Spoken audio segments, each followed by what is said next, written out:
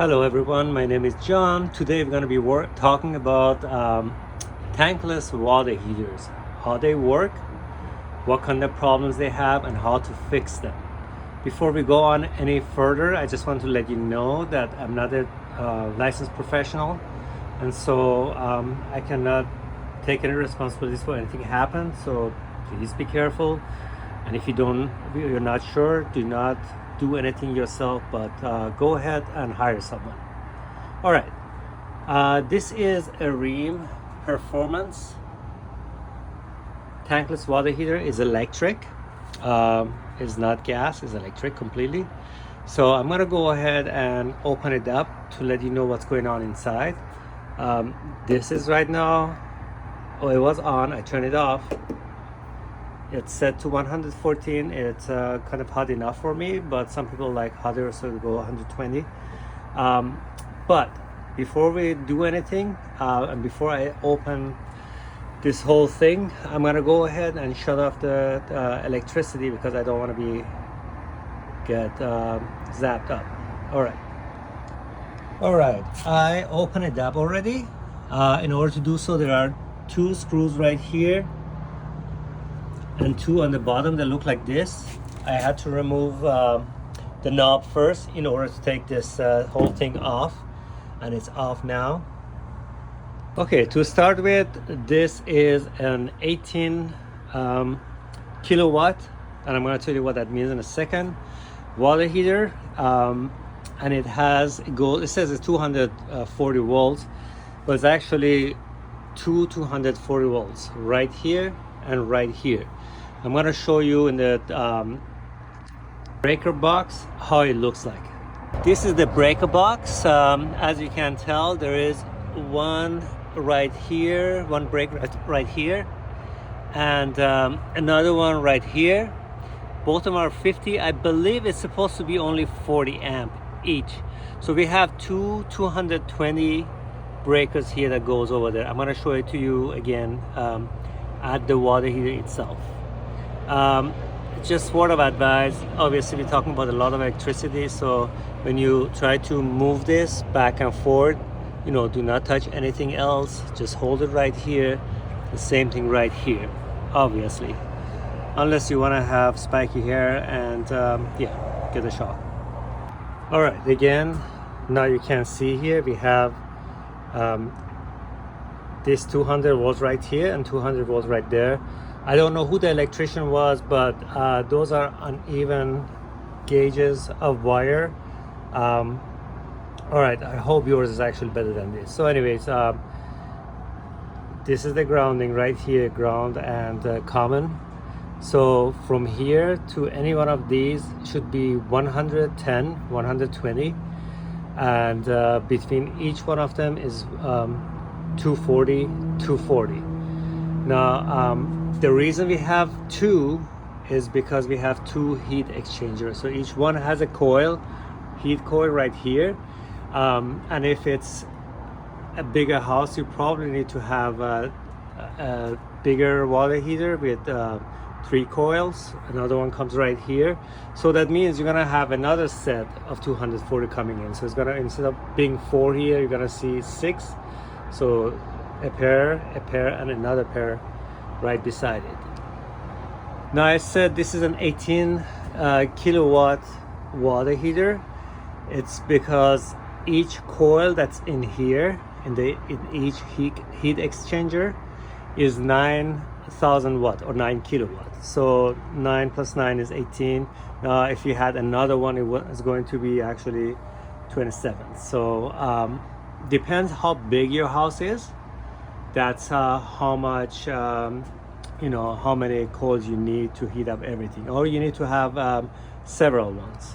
All right, now let's see how this whole thing works. We have cold inlet here, hot outlet over there.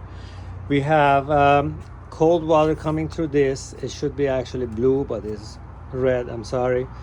Cold water comes in here, goes up there. There is actually a filter right there. We're going to talk about it later.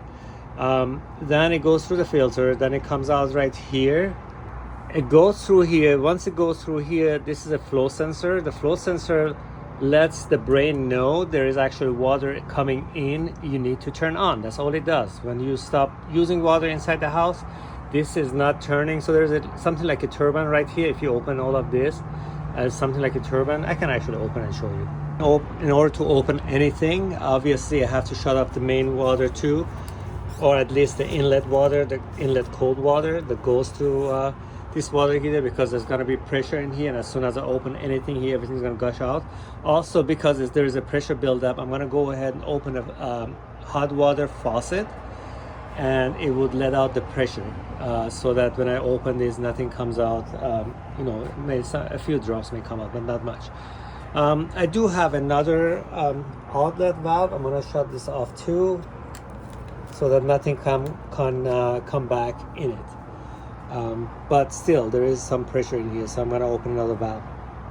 All right, I took off the screws from this 4 here, but by the way, before I go on any further, I'm going to actually test here, because you may have other 40 amp breakers inside your breaker box, and you may have actually turn off a wrong one.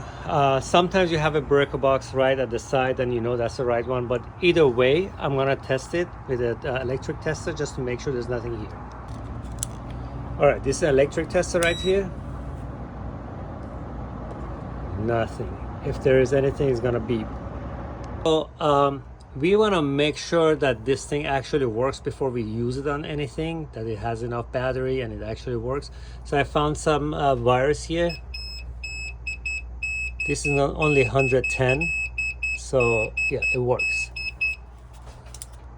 Again, I'm gonna go ahead, just make sure there's nothing going on here.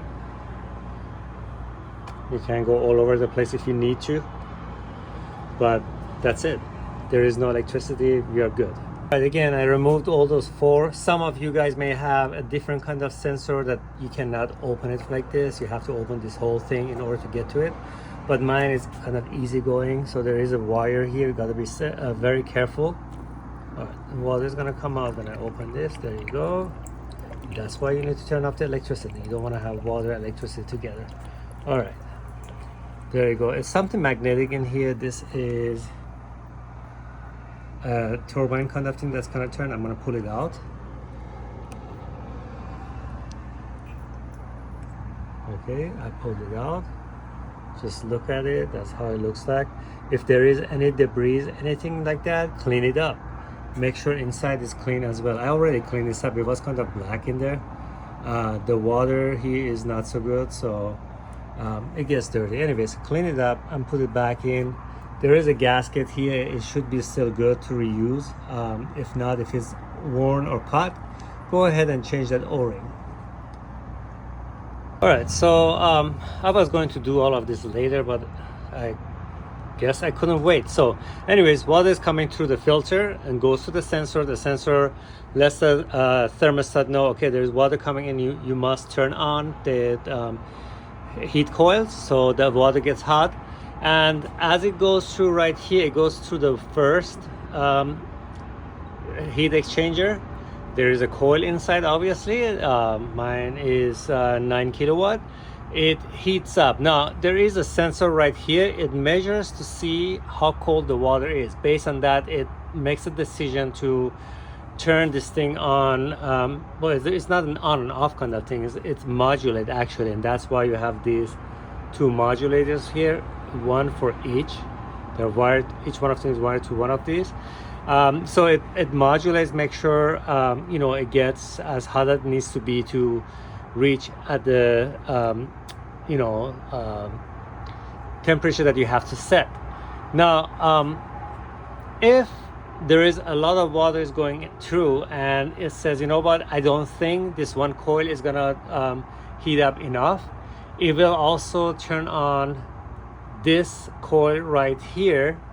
And so the water goes through this, gets kind of warmed up really good, and then as it goes down, it goes through here, goes back here. There is a coil in here, obviously, same kind, gets heated up, and then it exits out. And then there is a sensor right here to make sure that we got the desired temperature that we have set on the thermostat up there. If not, this is gonna let the thermostat know, okay, you need to do these things differently, either heat up more or actually cool down a little bit, because it's either too hot or too cold. So this makes sure the water temperature is kind of within 1 degree Fahrenheit of your setting. My setting was 114, so therefore anything between 113 and 115 would be okay as far as the brain is concerned.